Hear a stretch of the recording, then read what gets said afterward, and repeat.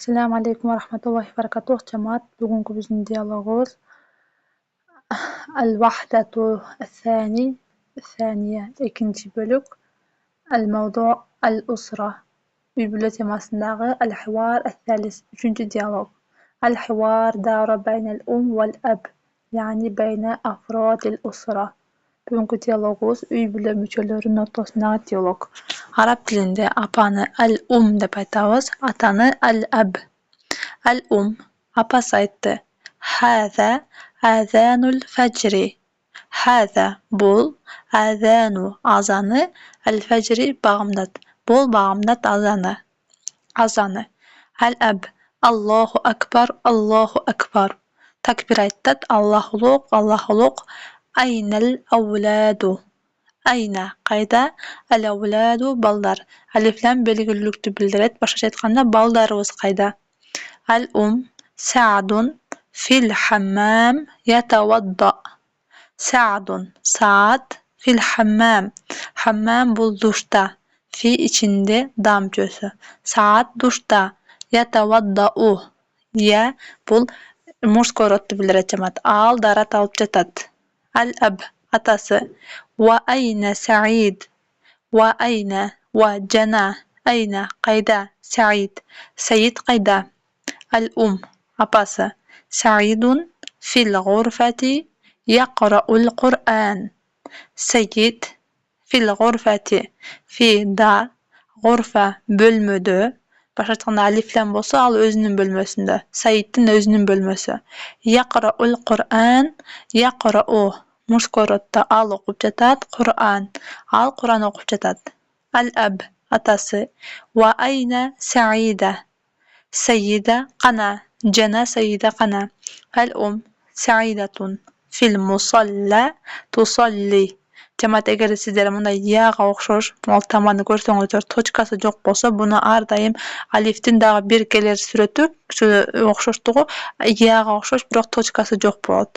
Buni biz tochkasi yo'q bo'lsa yaga o'xshash, buni alif qilib sozilma mat alif qilib o'qiymiz. Musalla.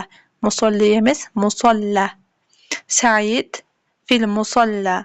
Namozxonada tusalli. Sayyida kechirasiz. Sayyida qizni aytadi. Tusalli ta anda bu женский rodda al qiz namoz o'qib jatat. Tusalli. Al-ab ayna al-mi'tafu. Ayna qayda? Al-mi'tafu.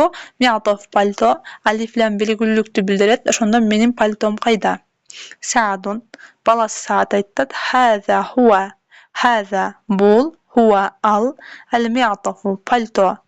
Ya validi o atake bul al palto. Wa ayna an-nazaratu. Wa ayna jana qayda?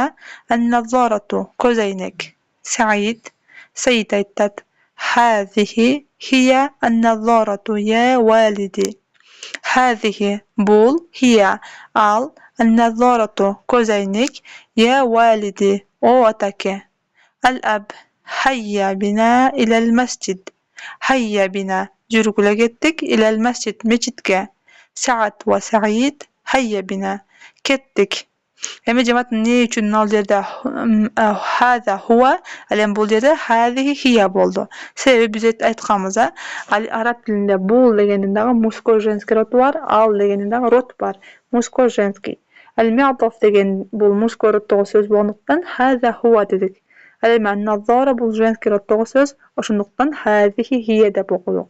Boshqa aytganda, arab tilida so'zlarning oyog'ida, to'ch so'zlarning oyog'ida ta marbutani ko'rsangizlar, bu женский roddagi so'z deganni bildiradi jamoat. Kelimatul jadida, yangi so'zlar.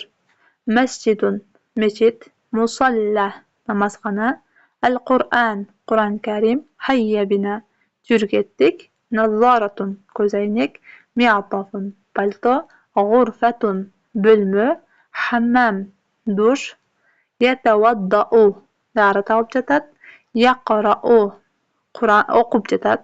Kitobga, Qur'on, shu kitobga tegishli narsalarga bu yaqra'uni aytamiz. Yusalli namoz o'qib jatat. Azan al-fajr ertamanki bag'amlat uchuru. Avlad ballar. Apa, ab ata, ibn balasi.